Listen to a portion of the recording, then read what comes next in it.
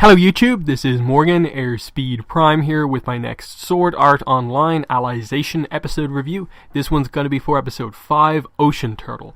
And this was a really good episode. We finally cut back to the real world to find out what's going on, kind of fill us in on how we went from Kirito being, stabbed, injected, and potentially dead as far as we're aware, to explaining how he suddenly ends up, of course, back in the Underworld game. So not much was explained to us previously, that the Underworld is how you play the game. So we knew, okay, he eventually gets put back in the Soul Translator. And this episode obviously helps to explain how that happens. They haven't gone into the full details of that yet, and that we haven't seen Kirito yet, but we've now, uncovered, a little bit of the conspiracy behind all of this, a lot of the details. And what I really appreciated about this in the light novel as well as here in the anime was that, having focused on Kirito for a while, this allows the rest of the crew to kind of step into the spotlight. Asuna especially, and I really liked that they referenced this and compared it to the Alfheim Online arc. That was Kirito finding Asuna, and here, as Yui says, it is Asuna trying to find Kirito. And while I wouldn't say it's a huge focus in that we're not going to be cutting out of the game Underworld stuff with Kirito all that much, especially in the first half of this arc, we are going to be doing it occasionally. There's some important stuff that happens here, but it's not as big of... It doesn't happen in perhaps the way you maybe expect it to, but I don't want to spoil too much about what's to come. But in terms of what they did here, I thought they used Asuna and Suguha and the rest of the team pretty effectively, of just beginning this investigation once obviously they reveal the initial thing of he's brought to the nearby hospital and he's sort of stabilized, but he may have suffered brain damage, having basically his heart stopped for more than 5 minutes, and they don't know what to do. And that's when obviously Kikuoka enters the scene and discusses things with Kirito's mother, that he's going to be transferred to the one hospital that can actually help him. But then when they go to visit him there, it turns out they're not allowed, and when they investigate it further, they find out, of course, he was never sent there in the first place. So immediately shady stuff is going on, and Kikuoka seems to be involved in it. And this is where it starts to come up that they were all, to a degree, a little bit concerned about Kikuoka in the first place. And the reveal is actually really incredible once we get there. But before that, they investigate Wrath, of course, the company they knew he was working for. They start to bring up stuff that this has to be related to the Soul Translator, and I just liked how the investigation took place about this, in that it was these little things mentioned in previous episodes, as well as previous arcs, that come back together here. And just something as simple as Suguha mentioning that it's based on the Metacuboid. And obviously that was the whole Yuki arc, Mother's Rosario. And it was mentioned in that arc that, okay, Kayaba, of course, is the VR person, but, someone else helped, design that stuff as well.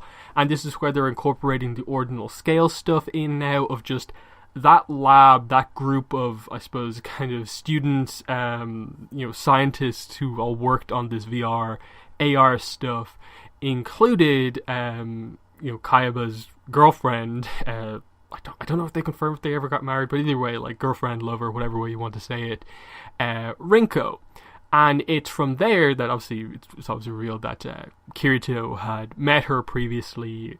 I suppose that was a scene to kind of determine, he talked to her about what he should do with the seed first, the world seed. But it's just establishing this is how Kirito actually has her email address. And I just thought it was a really cool way to bring back in that, the original villain, incorporate that, this is a huge part of this plot, that it is ultimately Sword Art Online. It's not just about the games, clearing the floors of Aincrad and all that stuff. It is fundamentally about VR, AR, technology. So bringing Kayaba back in, referencing the ordinal scale stuff, and now that here's this new technology, and suddenly the military is involved, and they're covering up, and Kirito is important for more reasons beyond that he's a good tester of VR games. that's what's starting to come out here. I liked how that led them down the path of finding Rinko and Asuna, of course, contacting her. And it led to, of course, what I thought was the highlight of the episode, and it was a moment, the second I read this in the light novel, the second I read that scene of Asuna, Rinko walks onto the ocean turtle and she has her assistant with her, I'm completely clueless. I just think, okay, Asuna explains some stuff and that convinces her to go to the ocean turtle to investigate. At no point did I really think that, oh, of course the assistant is Asuna. So that moment in the light novel, just reading it, was incredible, and I thought it was just a really cool kind of hero moment for Asuna to, have the trick go that far, get into one of the most secretive locations, I suppose, in the world at this point. That's how dedicated she is to finding Kirito. And in the anime, I think they did it just as well. I was worried that they wouldn't be able to do a design that is like, it's Asuna, but it's Asuna in disguise, and not have you almost like immediately recognize it's her. But I liked how they did it in that it was just, I think, a wig that obviously like perfectly kind of fit, wearing sunglasses the whole time, and then having her actually speak primarily in English to sort of mask the voice for the most part, I think worked really well, to the point where I think in the anime, yes, you maybe see through it a little bit sooner than you do in the light novel, but it still worked. It still had that effect of just, here's Kikuoka in his, like, revealing that Kikuoka is like a pretty high up in the military, like lieutenant colonel, and just the fact that he's part of the military, and he's a character who you could sort of dismiss. Like, he's somewhat important in that he's the character's link to the kind of government, and Kirito and his relationship is kind of a signifier of how, I suppose, important and notable Kirito is when it comes to like VR stuff. Hence why Kikuoka comes to him for any sort of investigation stuff around that. But Kikuoka was always just that random government guy who like was part of this new VR kind of part of the government because it was such a new technology. And he didn't feel like all that important. Like, he'd play with them every so often, but it always felt like it was just kind of, he has to watch over the SAO survivors because that's his role.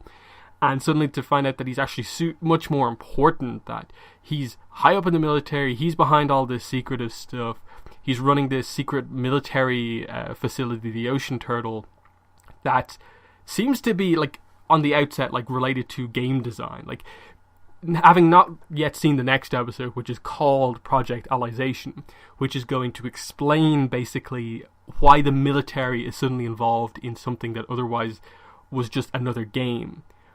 What's so secretive about it? Why is the military involved? It's a really cool thing in that suddenly Kikuoka becomes so much more important. The characters mentioning that, oh, I don't quite trust him, suddenly has meaning to it. And even he's shocked by the fact that Asuna is right there, and that he finally gets Rinko on his side, but here's Asuna demanding all the answers. And I think even just something as simple as just the fact that Rinko is willing to help Asuna kind of shows that, I suppose in a way, here is the person who defeated Kayaba, because you could sort of see from the little bit of where did he go into the flashback, and he talks about the castle, obviously the castle of Einkrad, and then her calling him a liar in that, like, oh, you didn't actually, like, kind of half forget the dream, you always had it but never actually fully said it. She's helping out the girlfriend of the person who, like, defeated Kayaba. So there's an important relationship there. It'll be interesting to see how to develop it. But now Asuna is here, immediately demanding to know where Kirito is. I think it's just so cool that, like, you've got her from just knowing basically nothing to suddenly she's right there in the heart of the action.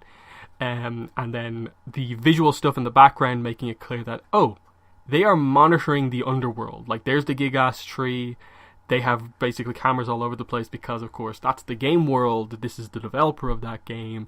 Of course they can monitor it. And there's a significance to the fact that they can monitor every single part of it because, of course, it's related to AI in the end. So that's why there's, I suppose, a significance behind not too many people diving into it. and it just being this sort of testbed thing for AIs to sort of see how they function. So we'll start to get into that in the next episode, but just really impressed here. We also briefly get to meet Higa as like another one of the key members of the team here. And then the hint that there's one other person who we can't reveal just yet that she needs to talk to, which is a bit of a tease for what's kind of coming. But yeah, I thought this was a really, really good episode. Just the little things of, like, obviously with the light novels, Ordinal Scale wasn't out yet at the time that these light novels happened. So them actually incorporating that into it more effectively here, with the characters actually using Ogma still when they're in the real world to just kind of communicate. It's a very easy way for Yui to always be around with the AR stuff. I thought that was just nice, that it's a technology that exists and it wasn't just there for the movie and gone, that it's still there just about. Maybe the full game and the popularity of it from the movie is gone, but it's still a useful piece of technology.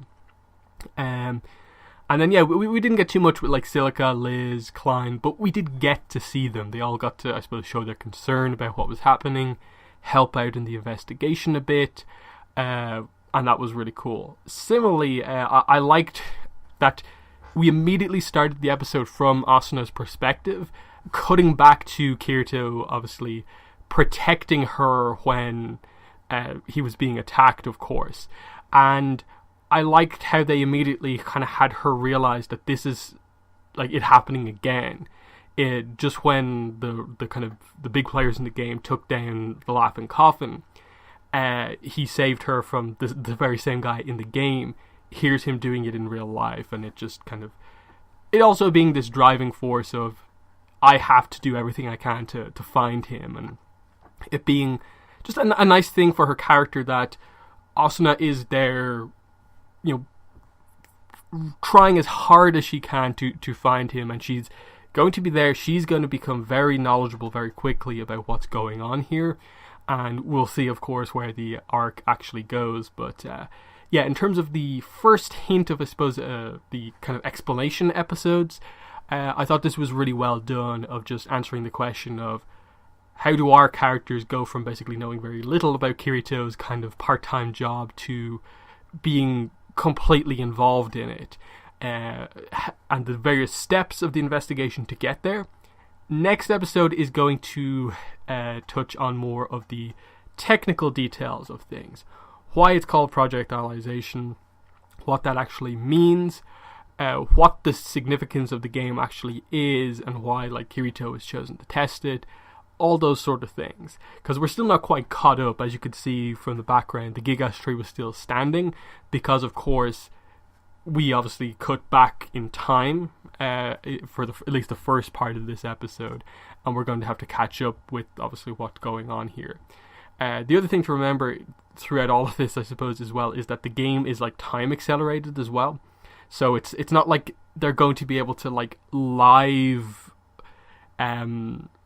watch, I suppose, what's happening I suppose it's more of like they see what happens and they look back at the data, but because it's accelerated so much, there's very little they can do to, like, immediately interfere, but we'll see what happens.